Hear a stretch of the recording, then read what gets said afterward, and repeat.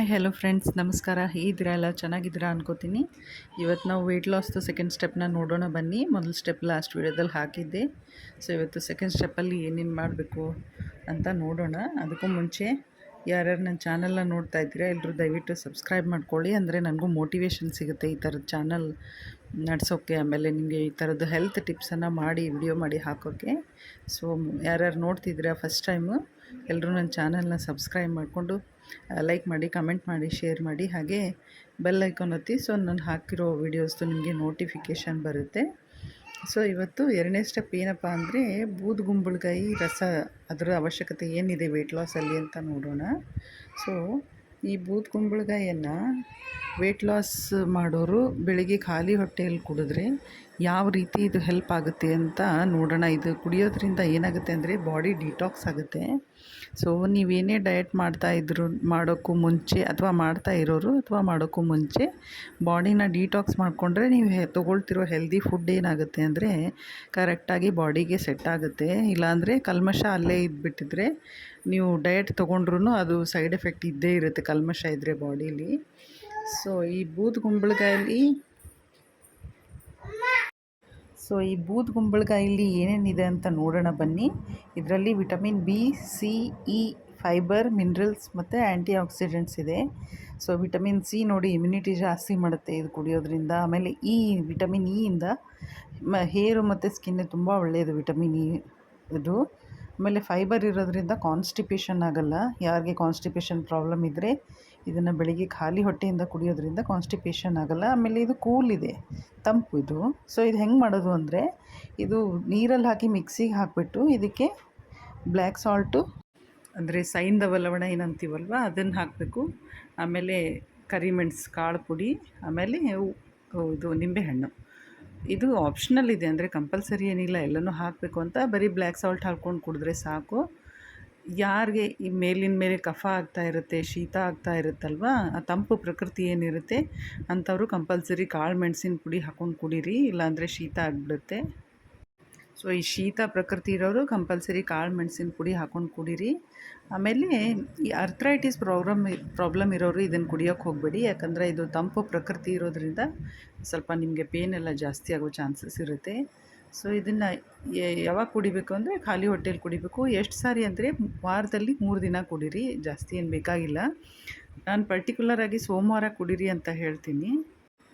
ಸೋಮವಾರನೇ ಯಾಕೆ ಅಂದರೆ usually ವೀಕೆಂಡ್ಸಲ್ಲಿ Saturday Sunday ಎಲ್ಲ ಹೊರಗಡೆ ತಿನ್ನೋ ಅಭ್ಯಾಸ ಇರುತ್ತೆ ಕೆಲವೊಬ್ಬರಿಗೆ. ಸೊ ಅಲ್ಲೆಲ್ಲ ಬೇಡದೇ ಇರೋದು ಅಂದರೆ ಎಣ್ಣೆ, ಕರಿದಿರೋ ಎಣ್ಣೆಯಲ್ಲೇ ಮಾಡಿರ್ತಾರೆ. ಆಮೇಲೆ ಸಿಕ್ಕಾಪಟ್ಟೆ ಮಸಾಲ ಐಟಮ್ಸ್ ಎಲ್ಲ ತಿಂದಿರ್ತೀರಿ. ಸೊ ಅದೆಲ್ಲ ಮಸಾಲ ಐಟಮ್ಸಿಂದ ಏನಾಗುತ್ತೆ ಅಂದರೆ ಬಾಡೀಲಿ ಒಂಥರ ಕಲ್ಮಶ ಕೂತ್ಕೊಂಡಿರುತ್ತೆ. ಸೊ ಸೋಮವಾರ ಕುಡಿಯೋದ್ರಿಂದ ಏನಾಗುತ್ತೆ ಅಂದರೆ ಇದೆಲ್ಲ ಡಿಟಾಕ್ಸ್ ಆಗಿಬಿಡುತ್ತೆ. ಆಮೇಲೆ ಅದು ಸೋಮವಾರ ಕಂಪಲ್ಸರಿ ಕುಡೀರಿ. ಬೇರೆ 2 ದಿನ ನಿಮ್ಗೆ ಯಾವತ್ತು ಬೇಕೋ ಅವತ್ತು ಸೆಟ್ ಮಾಡ್ಕೊಂಡು ಕುಡೀರಿ.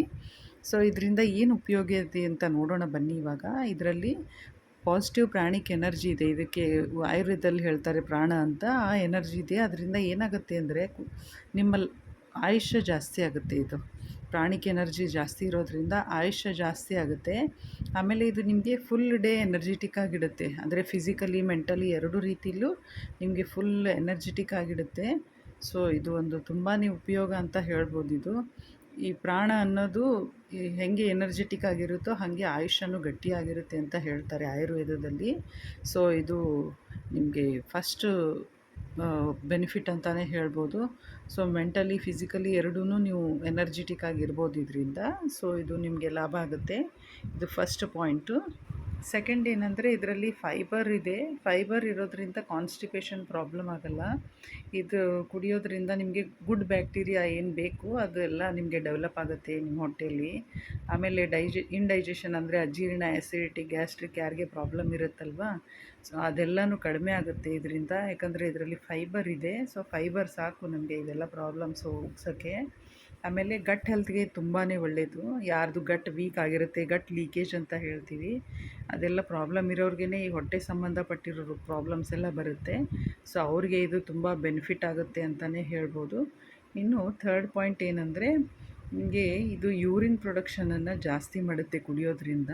ಆ ಥರ ಆಗೋದ್ರಿಂದ ಏನಾಗುತ್ತೆ ಅಂದರೆ ನಿಮ್ಮ ಕಿಡ್ನಿ ಮುಖಾಂತರ ಬಾಡೀಲಿ ಏನೇನು ಜಾಸ್ತಿ ಸಾಲ್ಟ್ ಎಲ್ಲ ಕೂತ್ಕೊಂಡಿರುತ್ತೋ ಟಾಕ್ಸಿನ್ಸ್ ಇರುತ್ತೋ ಅದು ಬಾಡಿಯಿಂದ ಹೊರಗಡೆ ಹಾಕೋಕ್ಕೆ ಹೆಲ್ಪ್ ಆಗುತ್ತೆ ಇದರಿಂದ.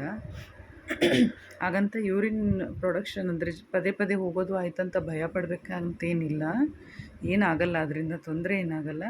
ನಿಮ್ಮ ಬಾಡಿ ಡಿಟಾಕ್ಸ್ ಆಗುತ್ತೆ ಅದರಿಂದ. ಸೊ ಇದು ಜಾಸ್ತಿ ಅಂದರೆ ಈ ಅನ್ಹೆಲ್ದಿ ಫುಡ್ ಅಂದರೆ ಬೇಡದೇ ಇರೋದು ಊಟದಿಂದ ಏನು ಆ್ಯಸಿಡ್ ಎಲ್ಲ ಜಮಾ ಆಗಿರುತ್ತಲ್ವ, ಸೊ ಅದೆಲ್ಲ ಆ್ಯಸಿಡ್ನು ಹೊರಗಡೆ ಹಾಕುತ್ತೆ. ಸೊ ಯೂರಿನ್ ಥ್ರೂ ಹೊರಗಡೆ ಹೋಗುತ್ತೆ ಅದೆಲ್ಲನೂ. ಆಮೇಲೆ ಕೆಲವೊಬ್ಬರಿಗೆ ಆ್ಯಸಿಡಿಟಿ ಜಾಸ್ತಿ ಆಗಿ ಆಗಿ ಆಗಿ ಕ್ಲಾಟ್ಸ್ ಥರ ಆಗಿಬಿಟ್ಟಿರುತ್ತೆ, ಚಿಕ್ಕ ಚಿಕ್ಕದು ಗಡ್ಡೆಗಳ ಥರ ಆಗಿಬಿಟ್ಟಿರುತ್ತೆ. ಸೊ ಅದನ್ನು ಇದು ಅಂದರೆ ಕರಗಿಸ್ಬಿಡುತ್ತೆ ಇದು. ಸೊ ಈ ಜ್ಯೂಸ್ ತುಂಬಾ ಹೆಲ್ಪ್ ಆಗುತ್ತೆ, ಎಲ್ಲ ಹೊಟ್ಟೆಗೆ ಸಂಬಂಧಪಟ್ಟಿದ್ದಂತೂ ತುಂಬಾ ಹೆಲ್ಪ್ ಆಗುತ್ತೆ. ಸೊ ವೆಯ್ಟ್ ಲಾಸ್ ಒಂದೇ ಮಾಡೋದು ಟಾರ್ಗೆಟ್ ಅಂತಲ್ಲ, ಓವರಾಲ್ ಹೆಲ್ತ್ನೂ ಚೆನ್ನಾಗಿರಬೇಕಾಗುತ್ತೆ. ಬರೀ ಅದೊಂದಕ್ಕೆ ಕಾನ್ಸಂಟ್ರೇಟ್ ಮಾಡೋಕ್ಕಾಗಲ್ಲ. ಇದೆಲ್ಲ ಚೆನ್ನಾಗಿದ್ರೇ ನೀವು ಮಾಡೋ ಡಯಟು, ಎಕ್ಸಸೈಸು ಎಲ್ಲನೂ ನಿಮಗೆ ಹೆಲ್ಪ್ ಆಗುತ್ತೆ. ಇಲ್ಲ ಬರೀ ಬೇರೆ ಎಲ್ಲ ಬಾಡೀಲಿ ಪ್ರಾಬ್ಲಮ್ಸ್ ಎಲ್ಲ ಇಟ್ಕೊಂಡು ಬರೀ ಡಯಟ್ ಮಾಡ್ತಾ ಎಕ್ಸಸೈಸ್ ಮಾಡ್ತಾ ಹೋದರೆ ಉಪಯೋಗ ಇಲ್ಲ. ಸೊ ಬಾಡಿನ ನೀವೆಲ್ಲೇ ಇವಾಗ ಆಯುರ್ವೇದಿಕ್ ಟ್ರೀಟ್ಮೆಂಟ್ ಹೋಗಿ ನೋಡಿ, ಮೊದಲು ಅವ್ರು ವಿರೇಚನ ಅಂತ ಬಾಡಿನ ಡಿಟಾಕ್ಸೇ ಮಾಡ್ತಾರೆ. ಸೊ ಅದೇನಂದರೆ ಮೊದಲು ಬಾಡಿನ ಕ್ಲೀನ್ ಮಾಡಿಕೊಂಡು ಆಮೇಲೆ ತೊಗೊಳ್ಳೋದು ಯಾವುದೇ ಟ್ರೀಟ್ಮೆಂಟು ಎಫೆಕ್ಟಿವ್ ಆಗಿರುತ್ತೆ ಬಾಡಿಗೆ. ಸೊ ಅದರಿಂದ ಅದು ಫಸ್ಟ್ ಡಿಟಾಕ್ಸ್ ಮಾಡಿಕೊಂಡು ನೀವು ಈ ವೆಯ್ಟ್ ಲಾಸ್ ಜರ್ನಿ ಏನಿದೆ ಅದನ್ನು ಸ್ಟಾರ್ಟ್ ಮಾಡಿದ್ರೆ ನಿಮಗೆ ತುಂಬ ಹೆಲ್ಪ್ ಆಗುತ್ತೆ ಇದರಿಂದ. ಸೊ ಇಷ್ಟೆಲ್ಲ ಹೆಲ್ಪ್ ಇದೆ ಇದರಿಂದ. ಜ್ಯೂಸ್ ಕುಡಿಯೋದ್ರಿಂದ ಲಾಭಗಳಿದೆ ಇಷ್ಟೊಂದು. ಇನ್ನು ಲಾಸ್ಟಲ್ಲಿ ಏನಪ್ಪ ಅಂದರೆ ಇದು ಬ್ಲಡ್ ಶುಗರ್ ಲೆವೆಲ್ನ ಕಡಿಮೆ ಮಾಡುತ್ತೆ. ಅಂದರೆ ಡಯಾಬಿಟೀಸ್ ಇರೋರಿಗೆ ಶುಗರ್ ಲೆವೆಲ್ಸ್ ಏನು ಹೈ ಇರುತ್ತಲ್ವ, ಅದನ್ನ ಕಡಿಮೆ ಮಾಡುತ್ತೆ. ಆಮೇಲೆ ಈ ವೆಯ್ಟ್ ಲಾಸ್ಗಂತೂ ಬೇಕೇ ಬೇಕಿದು. ಆಮೇಲೆ ಬಾಡಿಯಲ್ಲಿ ಎಲ್ಲಾದರೂ ಕೂತಾ ಇದ್ದರೆ, ಇನ್ಫ್ಲಮೇಷನ್ ಇದ್ದರೆ ಅದನ್ನು ಕಡಿಮೆ ಮಾಡುತ್ತೆ. ಆಮೇಲೆ ನಮಗೆ ಗೊತ್ತಿಲ್ದಂಗೆ ಕೆಲವೊಂದು ಸರಿ ಕ್ಯಾನ್ಸರ್ ಸೆಲ್ಸ್ ಏನಾದರೂ ಬಾಡಿಯಲ್ಲಿ ಡೆವಲಪ್ ಆಗಿಬಿಟ್ಟಿದ್ರೆ ಅದು ಅಲ್ಲೇ ಸತ್ತೋಗುತ್ತೆ. ಅಂದರೆ ಅದನ್ನು ಕ್ಲೆನ್ಸ್ ಮಾಡಿಬಿಡುತ್ತೆ ಇದು.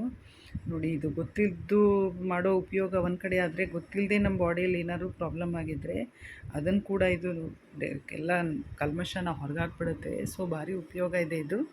ಹಾಗಂತ ಅತಿ ಕುಡಿಯೋದೇನು ಬೇಡ, ತುಂಬ ಕ್ಲೆನ್ಸಿಂಗ್ ಏನು ಬೇಕಾಗಲ್ಲ. ವಾರದಲ್ಲಿ ಒಂದು 3 ಸಾರಿ ಆದರೆ ಸಾಕು. ಸೊ 1 ತಿಂಗಳು ಹಿಂಗೆ ಮಾಡಿ, ಆಮೇಲೆ ನೀವು ಸ್ಟ್ರಿಕ್ಟಾಗಿ ಡಯಟ್ ಎಲ್ಲ ಶುರು ಮಾಡ್ದಂಗೆ ಆಮೇಲೆ ವಾರದಲ್ಲಿ 1 ಸರಿ ಕುಡಿದ್ರೂ ಸಾಕು. ಯಾಕಂದರೆ ಆಲ್ರೆಡಿ ನಿಮ್ಮ ಬಾಡಿ ಕ್ಲೆನ್ಸ್ ಆಗಿ ನೀವು ಕರೆಕ್ಟ್ ನೀಟಾಗಿ ಒಂದು ಡಯಟಿಗೆ ಬಂದುಬಿಟ್ಟಿರ್ತೀರ. ಸೊ ಅಷ್ಟು ಸಾಕು, ನಿಮಗೆ ಹೆಲ್ಪ್ ಆಗುತ್ತೆ ಇದು ವೆಯ್ಟ್ ಲಾಸ್ ಮಾಡೋಕ್ಕೆ. So thank you. ಕಮೆಂಟ್ಸ್ ಮಾಡಿ ಆಯಿತಾ? Thank you.